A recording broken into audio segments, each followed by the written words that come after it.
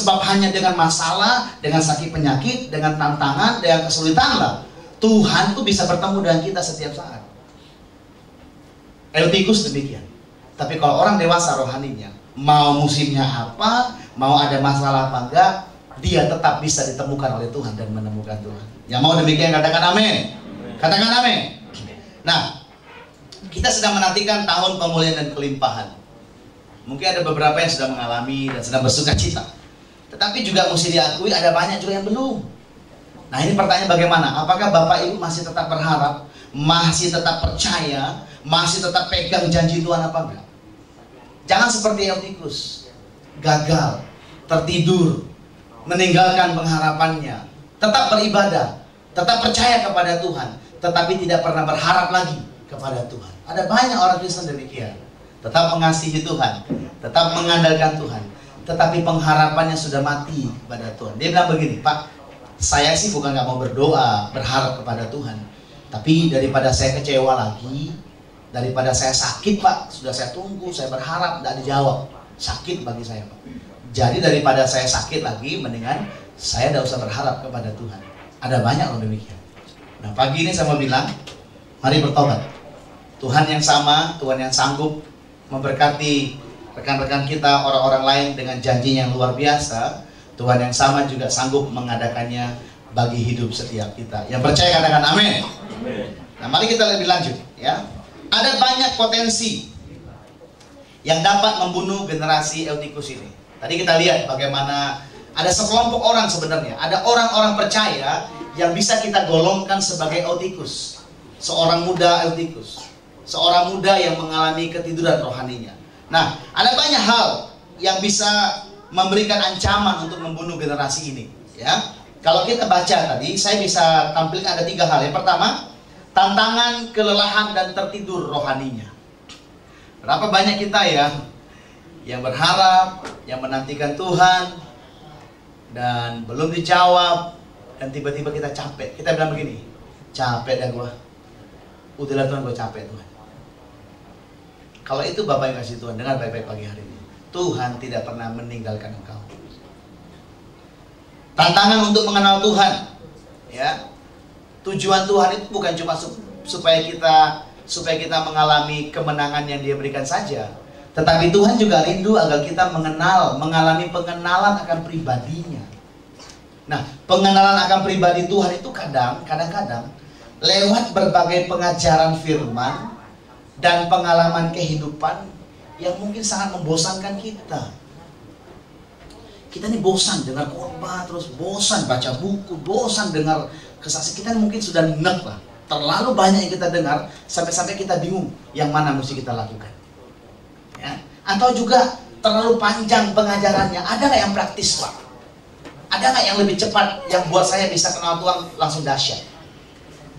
Oke. Nah, seringkali ujian keteguhan hati seseorang, ujian komitmen seseorang itu dibuktikan oleh waktu. Cinta sejati itu, saya boleh ngomong pagi ini, salah satu alat ujinya adalah waktu.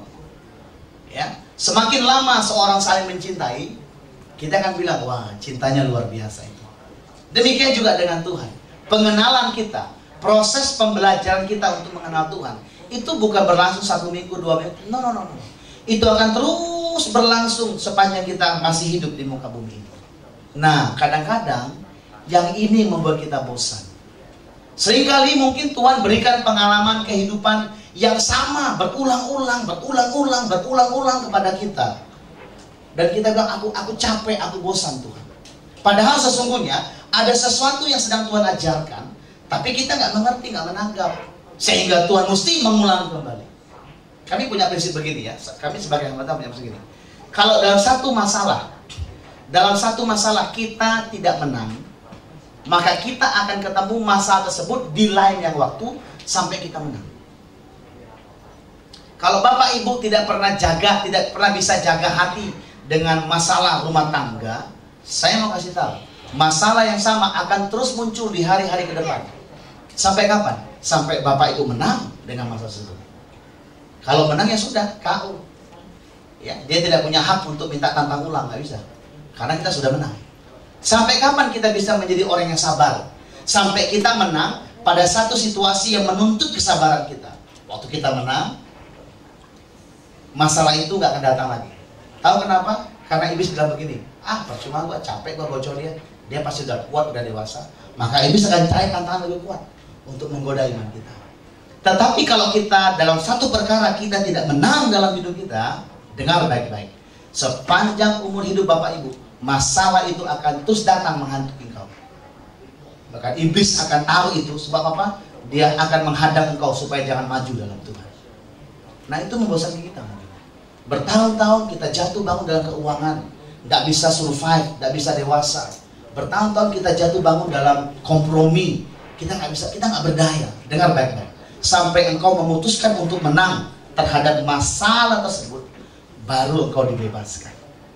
Dan engkau akan diberikan kesempatan oleh Tuhan untuk masuk ujian yang lebih tinggi lagi, dengan kemuliaan yang lebih tinggi lagi. Kita bosan mungkin. Itu terus yang kita hadapi. Bahkan kita bosan mungkin dengar pemulihan, kelimpahan. Mana buktinya Pak, Bu?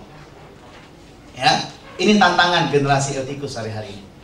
Yang ketiga, tantangan untuk fokus terhadap Tuhan. Di tengah-tengah begitu banyak kebutuhan, begitu banyak hal yang kita rindukan, dan begitu lamanya janji penggenapan terjadi, tiba-tiba kita akhirnya hilang fokus.